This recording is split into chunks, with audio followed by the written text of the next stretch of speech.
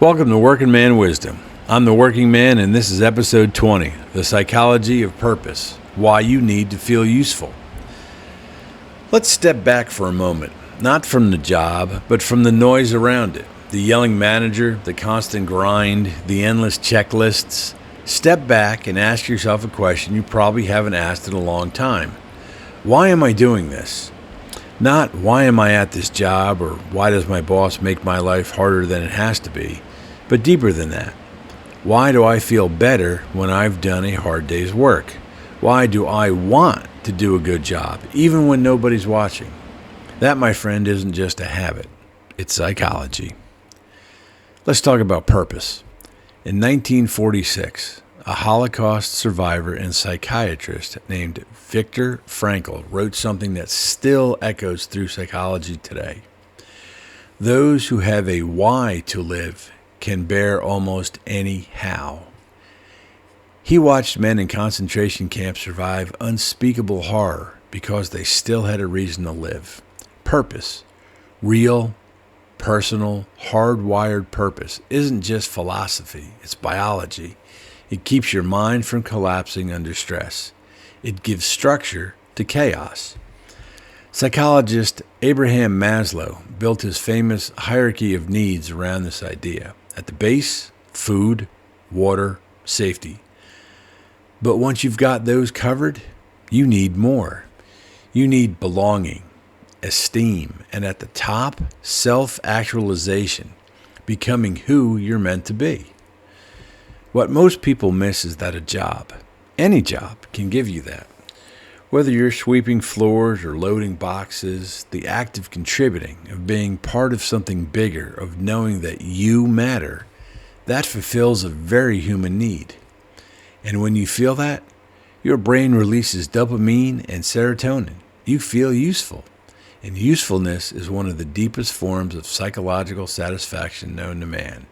Carl Jung, one of the fathers of modern psychology, believed every person has a kind of internal compass, a self that's trying to guide them towards meaning. He wrote, "The least of things with a meaning is worth more in life than the greatest of things without it." You may not have your dream job, but if you show up, do the work, and feel like you've contributed to something, you are already more psychologically aligned than most of the world. And if you don't feel that way, if you feel like you're just drifting from paycheck to paycheck with no connection to what you do, that's not weakness. That's a signal from the deepest part of your subconscious that you need meaning, not money, not status, meaning. Even Sigmund Freud saw work as essential to mental health. He said, love and work and love, that's all there is. He believed humans need something to direct their energy toward, or that energy turns inward and becomes depression, anxiety, addiction. When you commit to doing a good job, it's not about impressing others. It's about channeling your internal energy in a direction that makes sense to your mind. So here's what I want you to take away today.